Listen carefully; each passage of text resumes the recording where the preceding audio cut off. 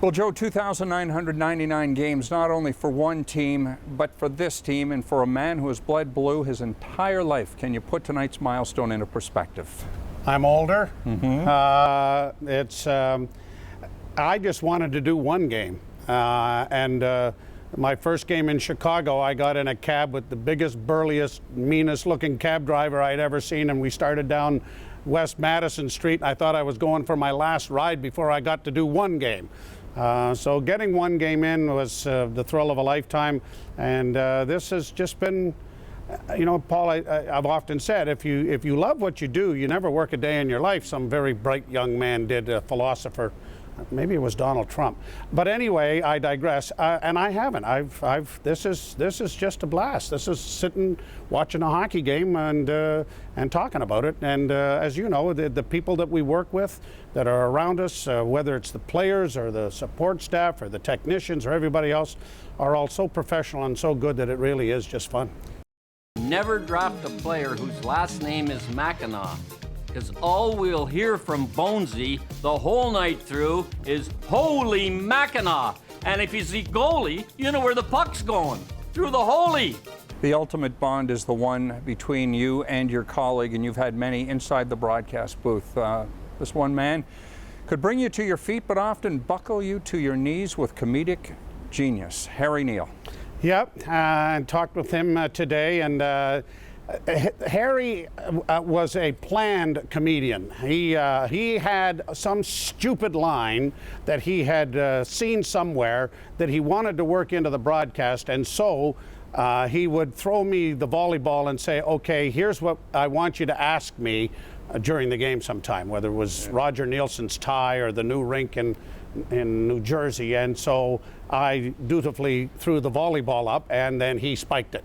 And he would never tell me what he was going to say, but it was always pretty funny, and it was a lot of fun. But he knew the game so well, having played it and coached it and managed it, that his wealth of information was there at his fingertips. But his sense of humor was always such that it always got the right moment, and it always, a lot of times, got me guffawing enough that I wasn't able to get it back real fast. So thank God there weren't cameras on us all the time. You lost your dear dad early in life up in Sudbury, but of his many legacies was Holy Mackinac. Provide us a perspective and tell us about that. My dad loved hockey, he really did. He sponsored a minor hockey team of the best players in Sudbury at the time. Almost. I got to play on the team, and I wasn't the best goalie in the city by any stretch. But he bought jerseys when teams hardly had jerseys, socks, 2 sets of socks and jerseys, pants. One day, a whole box of pants had showed up, green in color. All the boys need pants. So he literally forked out a lot of money to be involved in minor hockey at that kind of level. And loved the game, loved the Leafs, loved John Bauer, loved Ted Kennedy and Sil Apps and all of them before. And so he very quickly indoctrinated me into what was expected of me, sitting on his knee. And every once in a while, when a big save, Johnny would make a great save or something, out would blurt, "Holy Mackinac, did you see that?" And as you mentioned, I lost him when I was playing baseball one night and got back to the car, and I didn't think I'd played that bad, but I guess I did, but my dad had gone. And I forgot to ask him where he got that from. So I really don't know. It could be the Tiger Cat rant. I know you spent a great deal of time in Hamilton with all of that. I don't know where he got it from, but one night, and it wasn't Junior or American Hockey League, it was in a game in Chicago. Bill Waters was doing color with me, and Felix Potvin made a great save, and I blurted it out, and Bill Waters was down on his knees laughing next to me, and I thought, well, I get that response from him, I'm going to use it again. He wins the draw, but it comes back to the blue line. Alfredson with a shot off a leg. Into the corner for Bonk. Tries the side of the goal. Here's Hossa trying to come out in front, back to the point of shot. Portion blocks. Another shot. Wide of the goal. Far side. McGully trying to get it out and can't. 20 seconds left. McEachran in the corner, back to the blue line. Over here it comes to Alfredson. Shot goes wide of the Leaf goal. Back to the net, centered in front. Knocked away, still loose in front. Back to the blue line, stop. Bonk can't get a shot. 6 seconds left. McGillney along the board doesn't get it out. Back to the point. A shot blocked. Another shot. Redden blocked.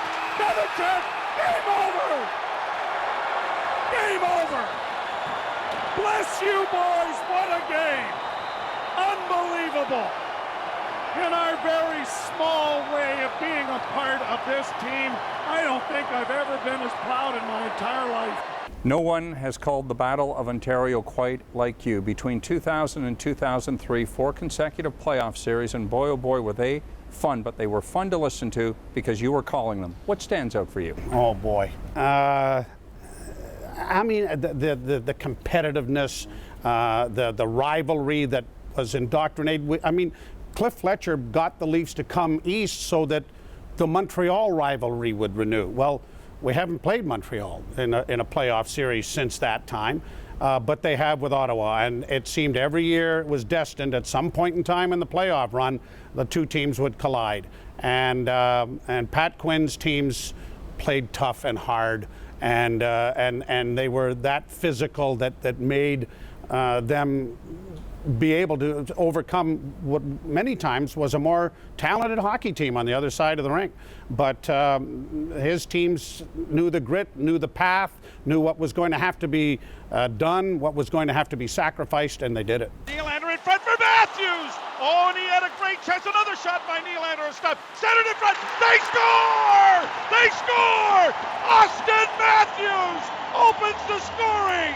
How significant was it for you to call that milestone, historic first game for Austin Matthews in Ottawa, and then afterwards, Team Hotel, get a chance to meet Mom and Dad and give them a very special present? And I got a very nice email from Mom and Dad today, as well as Austin sent me a nice email, which was very nice and much appreciated. You know, you say if you watch it long enough, you'll see everything. Well, I'd never seen that. I don't think you'd ever seen that. I don't think anybody ever saw that.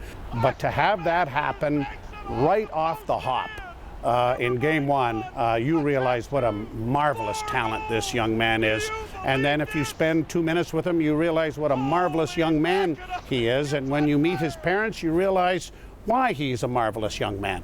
And they were very appreciative of us being able to get them. Thank God for technology today that you could just kind of email them the goal calls, and so we've had a nice relationship because of that, and it is special. And you know, the father's trips has given us an opportunity to really kind of meet the families a lot better. Before, it was Les and Elma Clarkin driving 3,000 miles to get to a hockey game and then sit and listen to about the plight of the farmer for an hour with Harry and I eagerly listening to Les tell us what was going on, but you didn't get to meet a lot of the parents. Let's end it on this. Your passion burns bright. You're just shy of a 65th birthday, and I know all of us would love to see you get a chance to call a Stanley Cup final with our club in it. What would that mean? Well, that would be the culmination. Now, getting to the finals, one thing.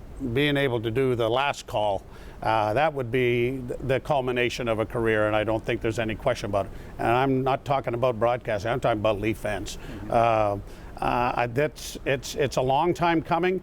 I watched with great interest the Chicago Cubs last year and how they built that team, and it's a young group and it's all coming together. They're going to have a core together for a while here, thanks to Theo Epstein, and 108 years to not be able to celebrate. But they're going to celebrate a lot. And I think that they're on the cusp here with the Maple Leafs, the way things are going with this young group that is going to be good for a while. No guarantees that they'll win it all, but they're going to be in it. And I think they may even be in it this year. Congratulations. Here's to 3,000 and one more. Well, I'll tell you what, it is a pleasure working and traveling with you and Nicole and Ralphie. We're the Seinfeld crew. I'm George. I'm Jerry.